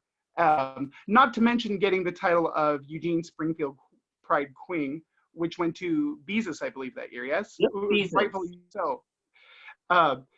But I really wanted to perform at Pride, and I knew that came along with it. And so I would say that as far as disappointment for that goes, that was the only area of disappointment. But I just went face to face to Daphne one day and said, "Can I sing at Pride?" And she said yes. So I was really going about doing things the hard way. I love it. And I love that I was actually at that pageant with you as you competed. So I was a special guest performer. And yeah. I was actually like backstage watching you prep for it. And I thought you had some smart ideas up your sleeve. Thanks. Well, I mean, again, trying to do the most and trying to be extra. But I also, it was during my weight loss journey, I lost a little bit of weight. During my weight loss journey, and my blood sugar was really, really off that day. And I remember very little about the dressing room, except getting to actually drink a regular Coca-Cola instead of diet because I needed the sugar. Okay, I hear that, bitch.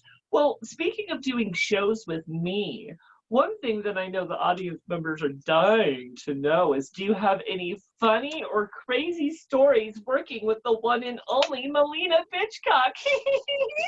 I can't remember a single time we've ever performed together. Sorry. I'm kidding. I'm sorry, who are you again? Oh, I'm sorry. You may not know what real talent actually looks like. I'm talented. Funny stories with Bitchcock. Listen, here's my story about Bitchcock is that like wherever she's performing, like she's about, I really enjoy professionalism. Being a theater brat, with things like call times and being well rehearsed and all that, and being ready. And I mean ready by across the board. It's meaningful to me, especially when I see other performers doing that, because it's something I hold dear. And I see you I see that quality in you. You're very much a professional performer, and it's something that I have always appreciated when working with you. My only regret is that I rarely get to see you perform when we are performing in the same show, because I'm usually backstage mopping up the sweat and then putting on something different to come back out in. Well, you know, us queens very rarely get to watch each other, and I know that we always want to, but you know, when you get done performing, you're like you said, you're mopping up the sweat, changing into the next outfit, getting your wig put on, and by the time you're out there, I mean, 3 performers have already gone up. Easily, though, your Scooby-Doo performance, that was fabulous. I loved that as Vilma. I can't remember the song that you did, though. What song did you do that to? So I made a special Scooby-Doo mix where it starts off with the theme song, then it goes into Neon Hitch's Bad Dog. In fact, I'm actually wanting to revise that song because of the new cartoon Scoop that's going to be coming out, and I'm going to buy a Scooby-Doo stuffed animal, and I'm going to have him strapped to my leg like he's humping me. Yes, please. Yes, do that. So, do that. Yeah, so Fanny, I have one last question before we move on to our a little special thing that we're gonna do. Okay. What did you think about your experience on Bitch Talk with Bitchcock? Oh, are we on a show? Yeah, the cameras are actually filming. Oh, in that case, it was good. It was good. It was very comfortable. I really enjoy the pillows provided to prop up my dirty pillows. The craft services is off the charts. So thanks for that. And you are a lovely host. And I think people should know, if no one has said this on one of your programs, as older people say, that there is a shit ton of work that goes into producing one of these, specifically from Maliena Bitchcock. So she won't say it, but I will. Tip that bitch. Tip her. Thank you. I appreciate it, because the thing that the audience doesn't see is all the production stuff I have to do. And I'm a one-woman show. I'm setting up the cameras, I'm writing the scripts, I'm doing pre-interviews the day before and meeting with all my guests. I do a pre-interview that takes about an hour each time to make sure that we go over everything. I make sure that the audience, or not the audience, the guest knows everything I'm going to talk about and is comfortable with everything I talk about, because again, this is supposed to be a positive platform, and if I'm not going to be professional to this stage and to everything that I'm going to do during these interviews, it's not going to create a pleasant experience for you, the guest, and that would be unacceptable. Show them the cards. I do write cue cards, which Fanny thought was crazy. I sit down every morning at 8 a.m. and I write up the script in the cue card so I know what to actually say to these bitches. Yeah, she's a hard worker. Well, speaking of being a hard worker, Fanny, we're going to play a game. But before we do, I was hoping that we could get you to set up to sing one last song for us. Yes. Talk amongst yourselves for a moment, won't you? No problem. In fact, it gives me a great opportunity to make some proper announcements. And one of those, again, as Fanny Rugburn said previously, if you really enjoyed this episode of Bitch Talk with Bitchcock and you really want to show some appreciation, please go ahead and look within the description where you can find both me and Fanny Rugburn's tipping information, such as Venmo, PayPal, and Cash App. And, you know, in these hard times, this bitch is even willing to take EBT. Girl, I might be down for a bag of chips. Well, I hope all you boys and girls and all those in between are ready for the next episode of Bitch Talk with Bitchcock, as I get to interview one of my favorite girls all the way from Southern Oregon. She's a fierce bitch, and she is just a fresh queen, but she knows exactly what she's doing. The one and only Renegade. She is going to come to the stage and share all the tea about being a newer queen on the block, and all the tea about me, because that bitch knows some good shit. So again, I really hope that all of you are enjoying Bitch Talk with Bitchcock. These have been some fun episodes. And as we enter the June episodes, the episodes will kind of go down to 2 episodes a week instead of the 3 that I'm doing now. So, but I will continue these shows, guys. So if you all are ready, I have a special extra treat for you. As Fanny has mentioned, she's going to give us one last performance, and then we're going to go into our games. So if you all don't mind, please welcome to the singing stage the one and only Fanny Rugburn. Hi again. So this this song is what I would sing right after I spent 5 minutes beating someone's face with makeup and then turning them around to show the audience the horrific Frankenstein-like creation that I had made. This is the song that followed that.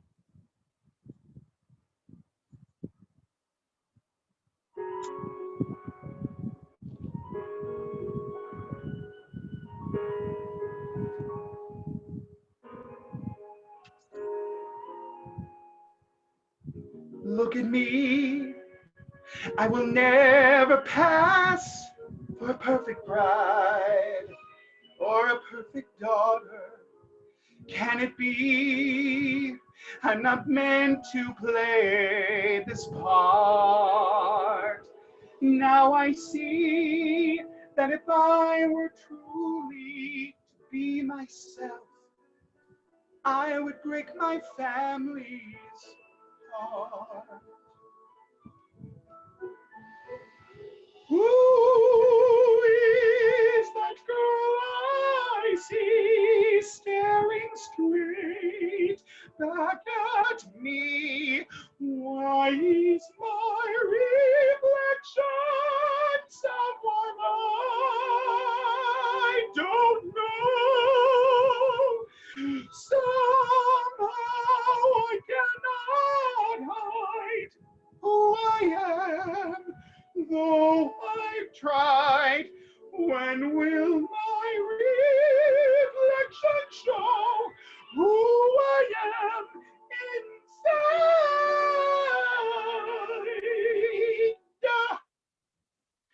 When will my reflection show who I am inside?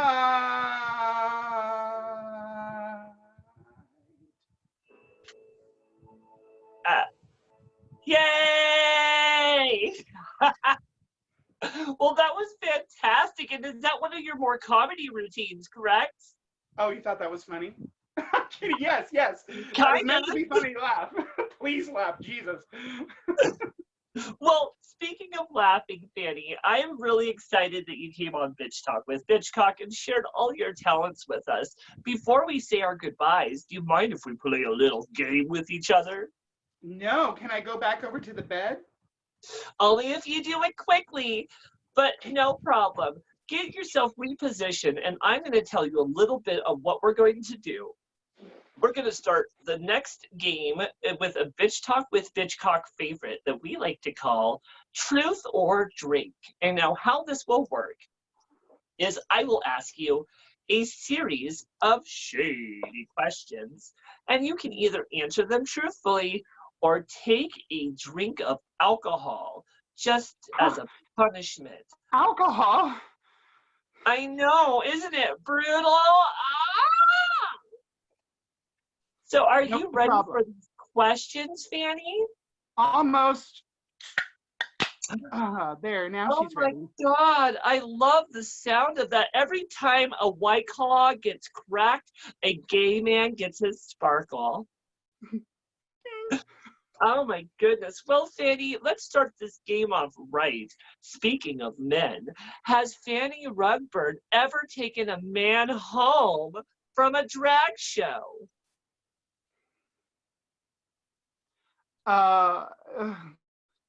Listen, no. The short answer is no. The longer answer is I would like to. I don't know that I could do all that in this. Can you? I have many times. I've even taught. What? Girl, I am I such a can't even sex think about it. positive queen. If you flirt, well, back in the days of my 20s, if you used to flirt with me during the show, there's a good chance after the show I'd end up in the alley with you. I'm just Bravo. saying. But Bravo. well, you hear her, boys and girls. It hasn't happened yet, but she wants it to happen. So make it happen for her by calling 1-800-RUGBURN. Well, perfect, Fanny. You Forget survived Rusty. the first. What was that, love? I said the pipes are getting rusty. Oh, you better get a plumber to clean those out. Well, love, you survived the first question, but for the next one, tell me the tea about you secretly that no one knows about until this day. Only 3 people know before this. You being featured as a boy in a Disney original movie. Spill the tea, bitch. It's true. Hold on. I am going to answer, but I'm also going to drink. I was a featured background artist in a Disney Channel original movie from the early aughts, and it is really, listen, what are they going to do? It's terrible. It's a terrible, terrible movie, and I am terrible in it. What movie was it? I used to watch all of those original movies as a kid. It's a secret, I think 2001, but here on Bitch Talk with Bitchcock, you're about to get an exclusive, and I do mean that because there are people who've been wanting to know for years. So I'm just going to tell you. Yes! The name of the terrible movie that is featured on Disney Plus, so that means that I am, is called The Miracle in Lane 2. And I will not tell you at what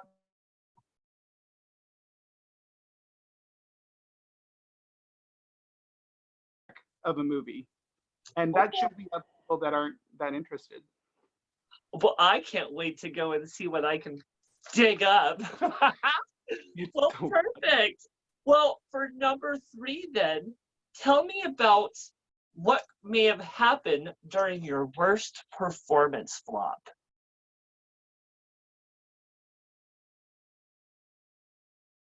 Are you still there, Fanny? Ooh, the rug bird might have fled the building.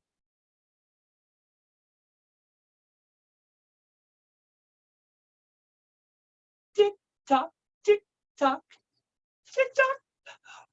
Well, as we're waiting for the one and only Fanny Rugburn to return to our stage, you know, her internet's a little testy out there in Florence, but I do want to just thank her for coming on here, sharing all of her talents with us. I think we might have her back. Fanny, hi, girl. Here she is. There she is. Well, I'm happy we got you back and didn't lose you permanently. Now, for your third question of truth or drink, why don't you tell us your worst performance flop? Oh, okay. My problem is that I got a shitty memory. But I will tell you about it. It may not be my worst one. Somebody else might be able to fill us in on that one. And I'll say, oh yeah. But the one I can remember is I did a Halloween themed show here in town, and I decided that I was going to lip sync to Rihanna's Disturbia with a flashlight and all sorts of like, just, I thought that I was going to, I thought it would be everything.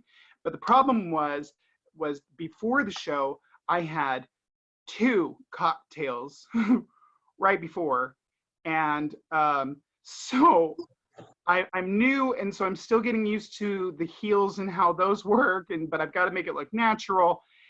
But I'm also a little tipsy. So the entire lip sync, I was about an 1/8 note behind, or like a half a beat behind everything. And I clomped around in these shoes like a T-Rex. Ooh. It was bad. Okay, I love it. Well, great.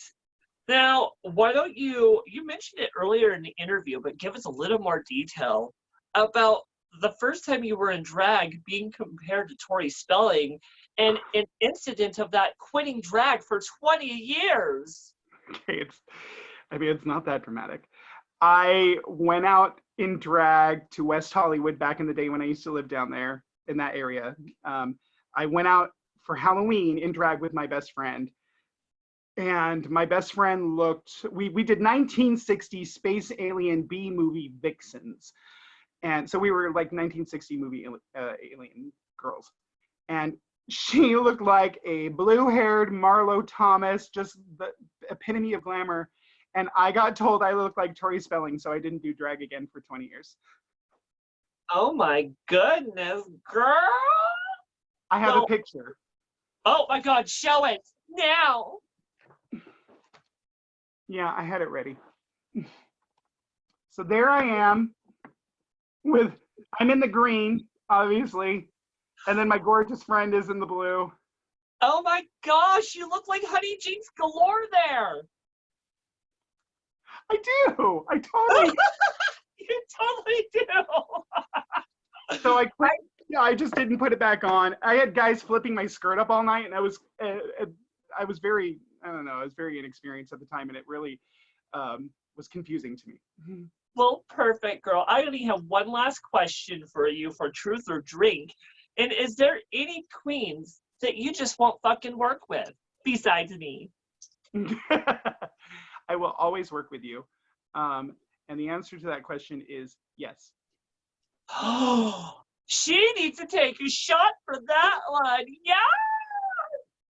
I'm not going to go into like any details as to who that is, but listen, I know that like to be a professional, you should work with whoever's on the bill, and a job is a job. And as far as that's concerned, I still hold those values. If a project came up that I really wanted to do, I would not let any bitch stand in my way of doing that project. I would do that project, and I would do it swell. But if I don't have to, then I won't.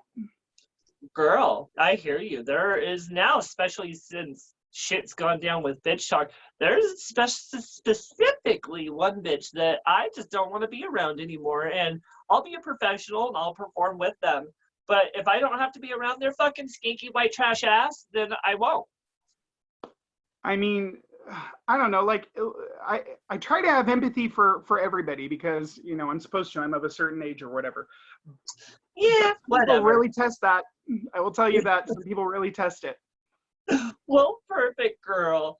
I actually want to go into another game that we like to do here on Bitch Talk with Bitchcock that we like to call Marry, Kai Kai, or Cancel. How this will work is I'm going to name 3 names at you, and you're going to tell me if you would marry the queen, cancel the queen, or Kai Kai. So let me make sure I have this right.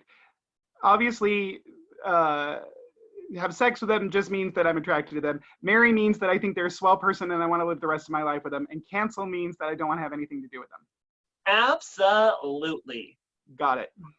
So for round 1, we're going to go with some of your church girl favorites from Eugene, Oregon, starting with Fake It Nightly, going with Facetious Farce, and of course, because I'm an evil bitch, Maliena Bitchcock. Okay. Let's see. You would be sex with. I was thinking about Mary, but I think that we're both like too alike for that to work. But I think we might be able to make fireworks. So sex with you. Ooh. Let's see. All right, sex with you. Let's marry Faye and let's cancel Facetious Farce because somebody's got to do it. Oh my goodness, amen. Oh God, I love a girl that knows what she wants. I love Felicia Mars. I'm just kidding. I like to call her Fajita Farts. She gets so bad when I say that. I'm like, hey, Fajita. Okay, perfect. For round 2, we got your best friend and demon in Rising, Anaconda, the rapping queen herself, Slutasia, and the icy cookie that always makes you want more, Cookie Glacier. Oh, I don't want to cancel any of those. Okay, but I will, because I understand how rules work and how games are played. All right. Ah. I'm going to marry my sister because I feel like I already am married to Anna. Slotation, I can bang it out and see how that works. Okay. And I'm sorry, Cooks, I'm going to have to cancel you, even though I don't want to. But that's okay. Cookie already canceled herself, so she's fine with that. Well, proceed. Well, she's good. She's retired from drag for a little bit. That's all I mean. I'm not being cheap. Yeah, I know. So perfect. For round 3, we have Uranus the Fool, Bonnie Rose, and Nikki Serene Storm. Okay. So I'm like an auntie to both Bonnie and Uranus. Oh, by the way, if you look at a picture of Bonnie and Uranus together and you put something like, hey, remember Bonnie Rose and Uranus the Fool? And then show a picture of Matt and I, or excuse me, Anna and I in our guiche, it should say, this is what they look like now. Oh, that picture needs to happen.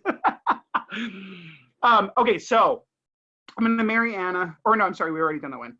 It's Bonnie, Uranus, and tell me the third again. Nicole Serene Storm. Okay, Nicole. Oh, yes. Formerly Nikki Serene, yes? Yes. So, all right. So let's do sex with Nicole. And then I'll marry Bonnie. And we'll cancel Uranus because I feel like maybe she might like that. Oh my goodness, the tea is real with that answer. Just the process, not the actual doing. I love it. Now we have one last round of Marry, Kai or Cancel. And for this round, I thought we'd bring some iconic people to the stage to make you pick through. So for your first one, we have the one and only Bette Midler. The next one, RuPaul. And because everyone loves a little Gaga, Lady Gaga. This is easy. This is easy. Have sex with Gaga, marry the fuck out of Bette Midler, and live with her until I'm old and gray, and she's just gonna have to hang on till then. And then cancel RuPaul. Brace yourself, boys and girls. Someone finally canceled that bitch.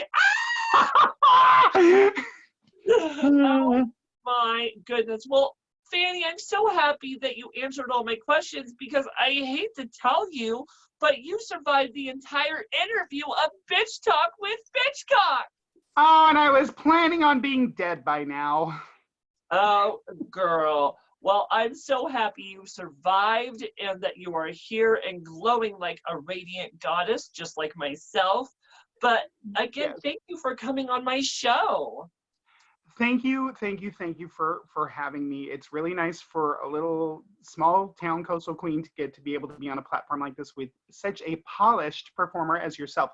By the way, thank you for wearing my absolute favorite outfit. Give it to the kids, honey. Give it to the kids.